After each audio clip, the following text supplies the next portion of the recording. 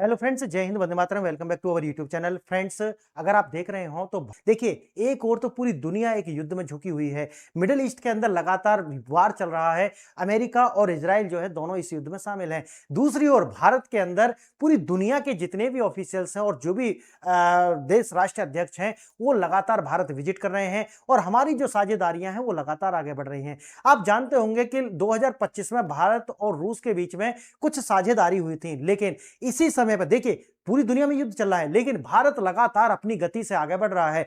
आज भारत और रूस के द्वारा इस पर जो आगे कार्रवाई की गई है, यानी कि ये जो 2025 के अंदर भारत रूस जो शिखर सम्मेलन हुआ था उसके अंदर जितने भी हमारे दोनों के बीच में यानी कि रूस और भारत के बीच में एमओयू जो साइन हुए थे, अब उनको दोनों देश आगे बढ़ाने का जो है वो संकल्प ले चुके हैं। आज हम इसमें देखने वाले हैं ये दोनों देशों के बीच में ये जो पहले जो करार हुए थे, जो एमओयू हुए थे, अब उन पर भारत और रूस जो है किस तरीके से कार्रवाई कर रहे हैं। देखिए, उस समय पर भी मैंने वीडियो बनाई थी और मैंने बताया था कि भारत और रूस दोनों चाहते हैं कि लगभग $100 बिलियन का जो है उनके बीच में क्या होना चाहिए, ट्रेड होना चाहिए। अब ये दोनों ने ये रखा हुआ था, अब इस पर कार्य करना पड़ेगा। इसके लिए क्या करेंगे, अमेरिका यानी कि रूस और भारत अपने बहुत सारे बाजार जो है यानी कि बहुत सारी वस्तुओं के लिए वो जीरो टैरिफ करना होगा। अब ये करेंगे, लेकिन इससे बढ़कर के ये तो छोटा काम है। और क्या क्या होगा ये देखिए, दोनों के बीच में लगभग $100 बिलियन का जो है द्विपक्षीय बाजार होना चाहिए। अब ये जो बैठक हुई है उसमें 2030 का जो लक्ष्य है वो इसमें रखा गया है। अब है रुपया रूबल के अंदर भुगतान प्रणाली और डी डॉलराइजेशन का जो है वो आगे बढ़ाने के लिए दोनों देश जो है इसमें जो है इंटर ऑपरेटिबिलिटी जो है इसके जरिए शामिल हो चुके हैं। इसका मतलब ये है कि दोनों देश जो है अपनी यानी कि इंडिया का रुपया और रूस का जो रूबल है उसके बीच जो है ट्रेड करेंगे। और इंटर ऑपरेटिबिलिटी इसका मतलब है कि दोनों देश एक फ्लोटिंग रेट पर 1 मंथ के बाद में साथ आएंगे और जो भी रेट होगा अपनी मुद्राओं का वो तय कर लेंगे और फिर 1 मंथ तक जो है वो व्यापार करते रहेंगे। तीसरा है यानी कि दोनों के दोनों देश हैं वो ईएईयू यानी कि यूरो संघ इकोनॉमिक यूनियन बनाने पर भी जो है वो राजी हुए हैं। और साथ ही एफटीए यानी कि वस्तुओं के व्यापार के लिए एक दूसरे के जो बाजार हैं उनमें नॉन टैरिफ यानी कि जीरो टैरिफ पर बात बढ़ाने के लिए भी राजी हुए हैं। तीसरा चौथा चौथा यह है कि व्लादिवोस्तोक और चेन्नई के बीच में एक इकोनॉमिक गलियारा जो है वो बनाने के लिए दोनों राजी हुए हैं, जिससे 40 दिन की जो यात्रा है 40 दिन की जो यात्रा है वो घट करके 24 दिन की रह जाए, यानी कि समय के अंदर 40% की जो कटौती है वो आ जाए। अब ये एग्जीक्यूट होता हुआ आपको दिखाई पड़ने वाला है।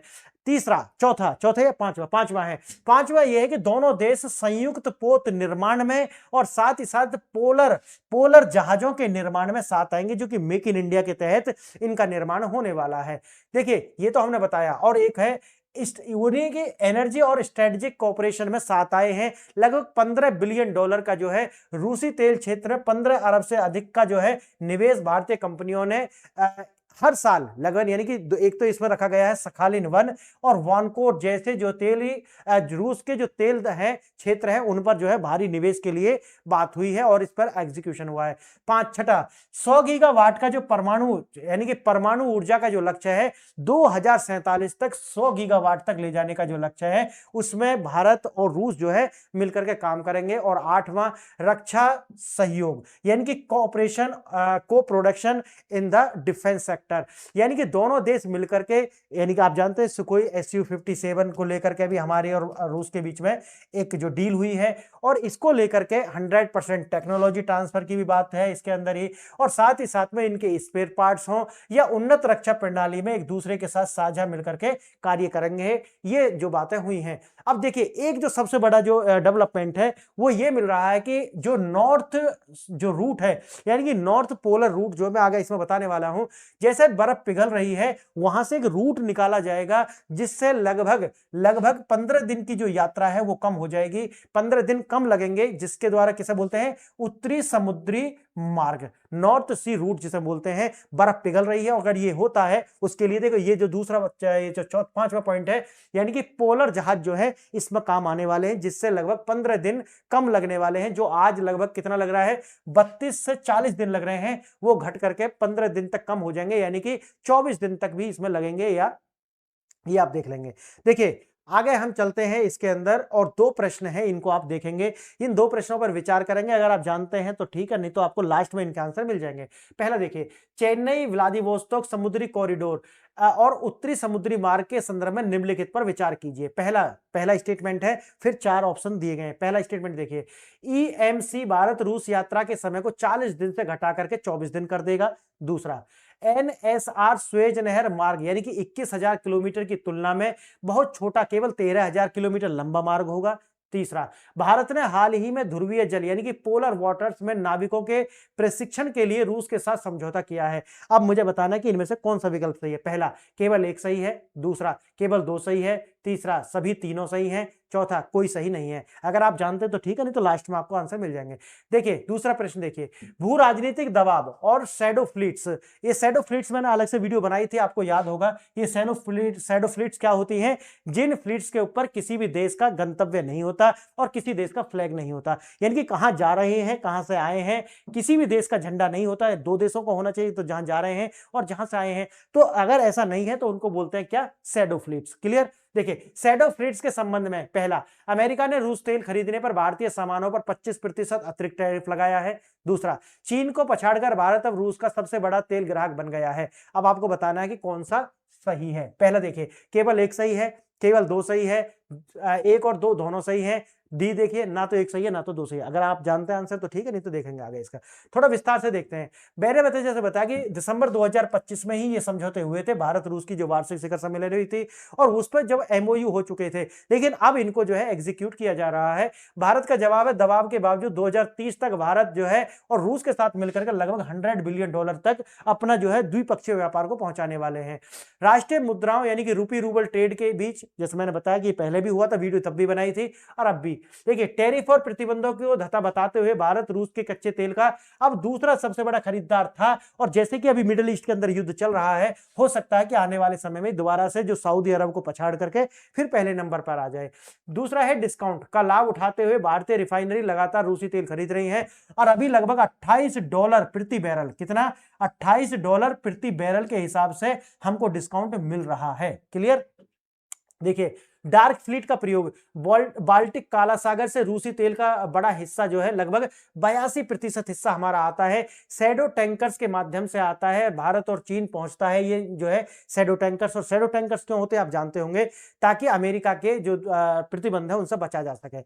अब देखिए, भारत और रूस के बीच में तीन जो है सेक्टर है, एक तो डिफेंस का सेक्टर, एक है न्यूक्लियर ऊर्जा और तीसरा है स्पेस के क्षेत्र में। तो क्या हुआ है, पहले देखिए, डिफेंस के सेक्टर में मेक इन इंडिया के तहत रूसी हथियार और उपकरणों का जो है भारत में मेक इन इंडिया के तहत जो है निर्माण होने वाला है। संयुक्त रूप से तीसरे देशों का जो निर्यात की योजना बनाई जा रही है, यानी कि रूस और भारत मिलकर के बनाएंगे और निर्यात करेंगे उसको तीसरे देशों को। अब देखिए, परमाणु ऊर्जा, कुडनकुलम संयंत्र आप जानते होंगे, इसका जो विस्तार 2047 तक इसको जो है करके लगभग 100 गीगावाट की जो है परमाणु ऊर्जा हमको प्राप्त करनी है, ऐसा लक्ष्य है रूस के साथ मिलकर के। और तीसरा है इसरो, भारत की और रूस की जो है कॉस्मोस मिलकर के मानव अंतरिक्ष उड़ान, नेविगेशन और रॉकेट इंजन जो है उसके विकास की साझेदारी पर भी राजी हो चुके हैं। आइए और देखते हैं, पश्चिमी प्रतिबंध और G7 प्राइस कैप ने रूस को अपने आर्थिक भविष्य के लिए पूरब की ओर जो है वो झुका दिया है। आप जानते हैं कि रूस के ऊपर लगातार प्रतिबंध रहते हैं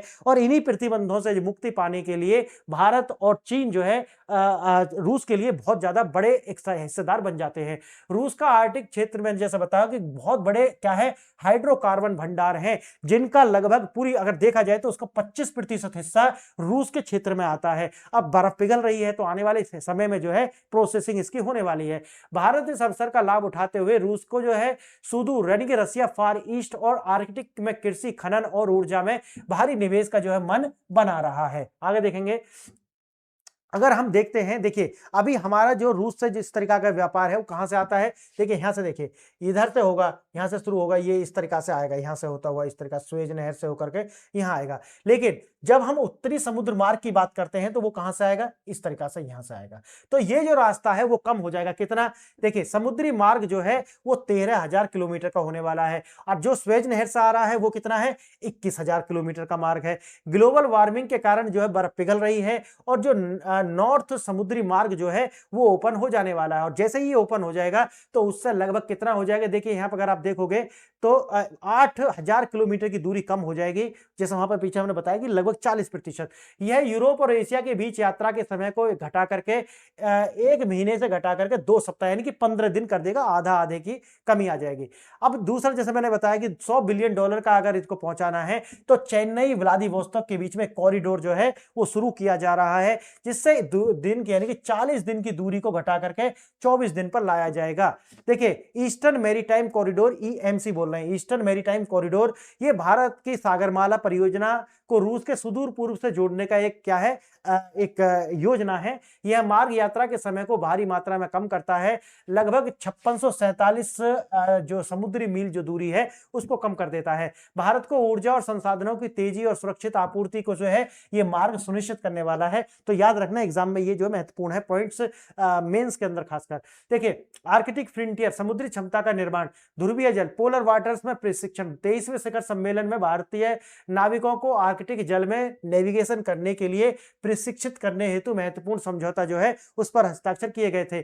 आइस क्लास वेसल्स, बर्फ तोड़ने वाले जहाज, जो मैंने शुरू में बताया था कि बर्फ तोड़ने वाले जो जहाज हैं इनका निर्माण में भारत के अंदर ही होगा, जो कि रूस और भारत साथ मिलकर के करने वाले हैं। आर्कटिक परिषद में भारत की जो सक्रिय भूमिका अभी पर्यवेक्षक की है, और इसको आने वाले समय में और मजबूत किया जाएगा। आगे देखना, चीन फैक्टर और मलक्का जलन मरुमध्य है, यानी कि जो मलक्का स्टेट है, चीन भी पोलर सिल्क रोड यानी कि पोलर सिल्क रोड के द्वारा ये जो ईएमसी है इसको काउंटर करने का लिए आगे बढ़ रहा है। भारत नहीं चाहता कि पश्चिम प्रतिबंधों के कारण रूस पूरी तरीका से चीन पर निर्भर हो जाए। अगर चीन पर निर्भर होगा तो इससे हमारे लिए डिसएडवांटेज होगी। कारण क्या है, चाइना और भारत के बीच में लैंडेड जो डिस्प्यूट्स हैं, और इनको लेकर के हमें रूस का सहयोग चाहिए ही। मलक्का जो स्टेट है, चीन और भारत दोनों ही अधिकांश व्यापार संकरे मलक्का जो है मलक्का स्टेट से करते हैं, और जो कि संघर्ष का समय जो है एक बहुत बड़ी समस्या क्रिएट कर सकता है। नॉर्थ सी रूट और चेन्नई व्लादिवोस्तोक कॉरिडोर जो है ये हमको एक तरीका से, ये जो मलक्का कॉरिडोर है इसका एक विकल्प प्रदान करता है कि किसी भी समय में हमको जो है किसी तरीका का जो है समस्या नहीं आनी चाहिए। सॉफ्ट पावर और अन्य प्रमुख समझौते, प्रवासन और गतिशीलता, कुशल भारतीय श्रमिकों को जो है रूस के अंदर भेजना, एक ये भी है। एफएसएसआई और रूस की एजेंसियां जो है साथ मिलकर के गुणवत्ता अनुपालन में ऐतिहासिक समझौता हुआ है।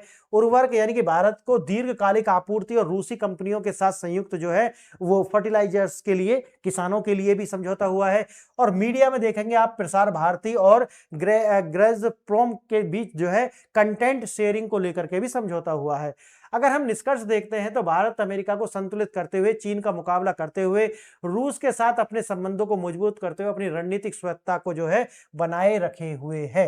तो ये भारत के लिए स्पेशल खबर है। और भारत जिस तरीका से पूरी दुनिया युद्धों में लगी हुई है, भारत लगातार अपने विकास के लिए और 2047 तक भारत की जो इकोनॉमी है उसको $30 ट्रिलियन तक पहुंचाने के लिए प्रतिबद्धता से युद्ध स्तर पर कार्य कर रहा है। फ्रेंड्स, जो मैंने आपसे सवाल पूछे थे, पहले का आंसर क्या है, सभी तीनों सही है, यानी कि MC 24 दिन का समय, यानी कि ये 24 दिन तक का समय कम कर देगा।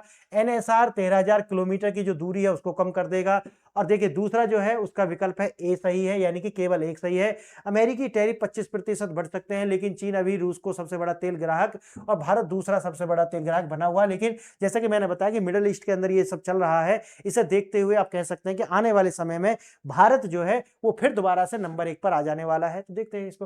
देखिए इस महत्वपूर्ण विषय को समझने के लिए आपने इसको वीडियो को यहाँ तक देखा, इसके लिए बहुत धन्यवाद। आप मेरी ऐप है PRS ऑफिशियल, इसको iOS और एंड्रॉइड दोनों पर डाउनलोड कर सकते हैं। अगर आप कोई भी तैयारी कर रहे हैं तो आपको यहाँ पर 200 से 400 रुपए में ही PDF मिल जाएंगी, तो आप इनको परचेज करें। और जब यहाँ पर लगभग 50 बच्चे ऐड हो जाएंगे तो उस समय पर लाइव आकर के आपको क्लास जो है मैं प्रोवाइड कराऊंगा। तो आपने वीडियो देखी, इसके लिए धन्यवाद। जय हिंद, जय भारत।